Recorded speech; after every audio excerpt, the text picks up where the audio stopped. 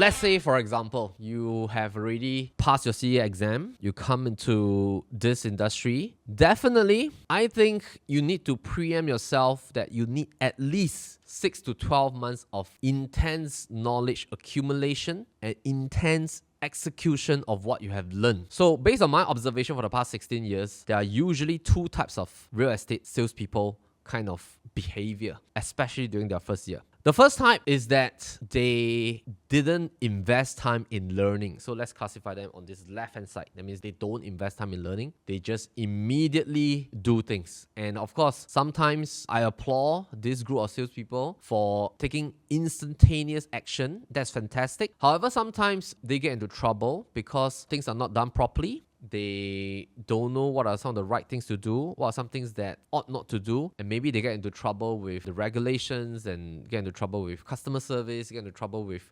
consumers and represent things wrongly and things like that. Or because of the fact that they take instant action and immense execution to do prospecting, to do marketing and go for meet people and things like that, sooner or later they'll find that they meet a lot of roadblocks because they find that they don't have the necessary expertise and knowledge to advise their consumers. And thus, maybe after 1 year of banging on walls and things like that, they couldn't get any kind of traction on their business, right? So that's the first category. Basically, a lot of action or very little kind of investment into building up oneself in terms of knowledge, in terms of expertise, kind of knowledge accumulation. Second group, basically salespeople who came in but very, very afraid to take action. They will usually go for all kinds of courses in the market, go for all company training, keep asking their managers for a lot of training, a lot of one-to-one sessions, a lot of going around, reading a lot, looking at all the YouTube videos, going for a lot of courses, just keep attending training non-stop. Fantastic in terms of knowledge accumulation. However, no execution.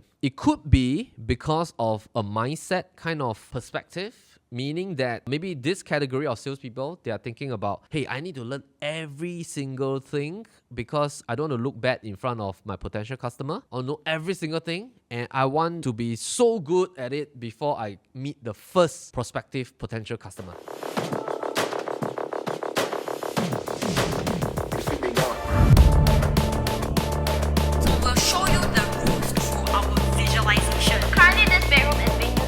Storage space.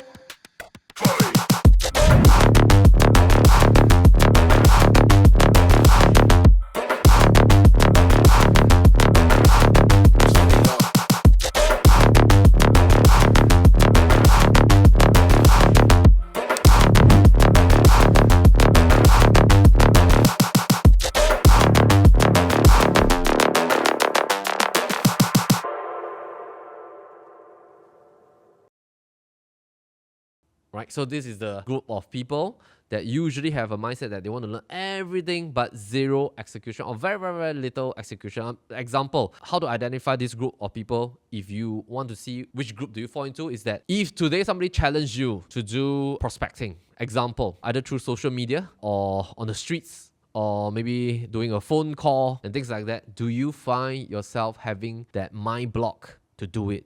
Like you keep procrastinating and telling yourself, it's okay, I'll do it tomorrow, I'll do it next month. Next month I'll do. And just keep delaying it. And this is what we call hiding behind knowledge. And you just try to avoid taking action to talk to people, right? So what should be the right kind of mindset in terms of knowledge accumulation as a brand new agent? I would say that it has to be in the middle. It has to be balanced. Why is that important? It's because this business is about courage, and this business takes a lot of faith. And if you don't train yourself to be courageous in this business, you cannot succeed as a solid, successful real estate consultant.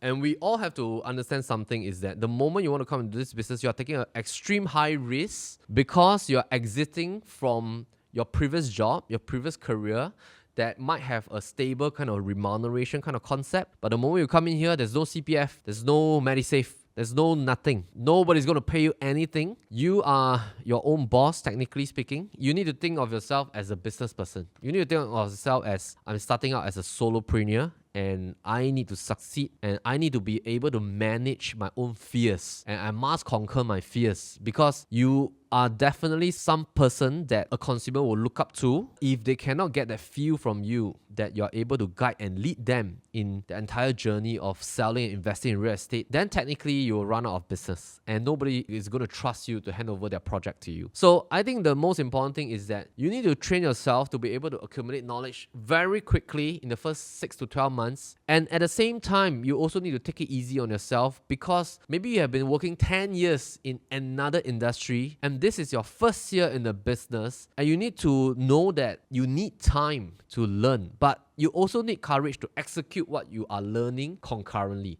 So how to balance this is that you need to tell yourself that I come here with an open mind. I'm going to learn every single thing that works in this industry right now. I need to be humble. I need to be daring to ask questions. I need to humble myself to ask people whether they can let me learn from them, to tag them on their viewings, on their presentations. I need to be humble, to be daring to ask what books should I read, what videos should I watch, what skills do I need to learn in my first 12 months? I need to be daring to approach my past friends, my circle of influence, my family members, and then just share that, hey, I'm a brand new real estate consultant in the market. If you come across any friends or any people in your network that needs help in real estate, although I'm new, but I'm available, I am quick, I will find out the answer for you.